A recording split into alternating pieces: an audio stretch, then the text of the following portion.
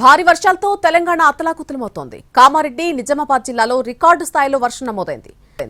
కామారెడ్డి జిల్లా రామారెడ్డిలో అత్యధికంగా 17.1 సెంటీమీటర్ల వర్షపాతం నమోదు కాగా, నిజామాబాద్ జిల్లా తూంపల్లిలో 16.3 సెంటీమీటర్లు, కల్దుర్కిలో 15.5 సెంటీమీటర్లు, సిరికొండలో 13.4, నిజామాబాద్ జిల్లా దర్పల్లిలో 12.4, బీంగల్లో 11.8 సెంటీమీటర్లు వర్షపాతం రికార్డైంది. ఇటు కరీంనగర్ జిల్లా పోచంపల్లిలో 13.7 సెంటీమీటర్లు నమోదైంది.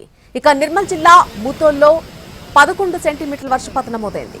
పెంబిలో 9.4 సెంటీమీటర్ల వర్షపాతం నమోదైంది. కామారెడ్డి జిల్లాలో భారీ వర్షాలు బీభత్సాన్ని సృష్టించాయి.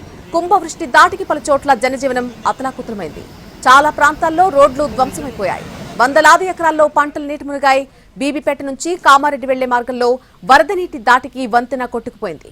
రాకపోకలు పూర్తిగా నిలిచిపోయాయి. కుండపోత వర్షానికి కామారెడ్డి, మెదక్ జిల్లాలు అతలాకుతలమయ్యాయి.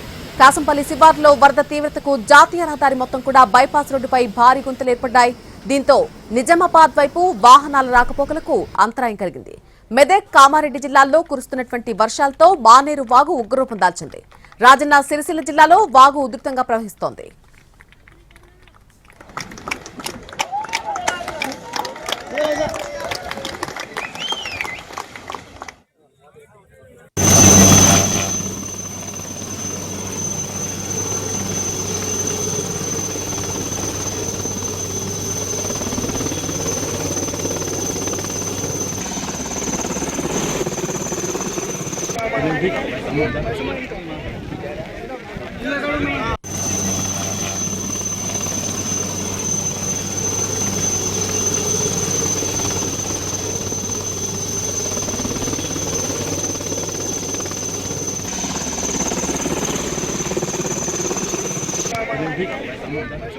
నర్మల వద్ద ఎగువ మానేరు జలాశయం నిండుకుండం తలపిస్తోంది. దీంతో దిగువకు వరద నీటిని విడుదల చేశారు.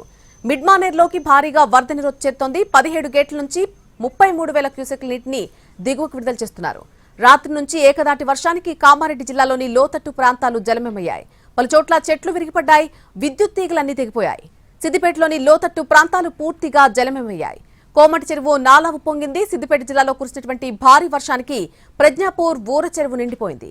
దాంతో ఆ నీరంతా ప్రజ్ఞాపూర్ టౌన్లోకి వచ్చింది. యాదాద్రి జిల్లాలో చిన్నేరు వాగు ఉధృతంగా ప్రవహిస్తోంది. రావిపహాడ్ తండా, అనాజీపురం గ్రామాల మధ్య రాకపోకలకు అంతరాయం కలుగుతోంది. వరద ఉధృతికి లో లెవెల్ బ్రిడ్జ్ పై నీరు ఏర్లై పారుతోంది.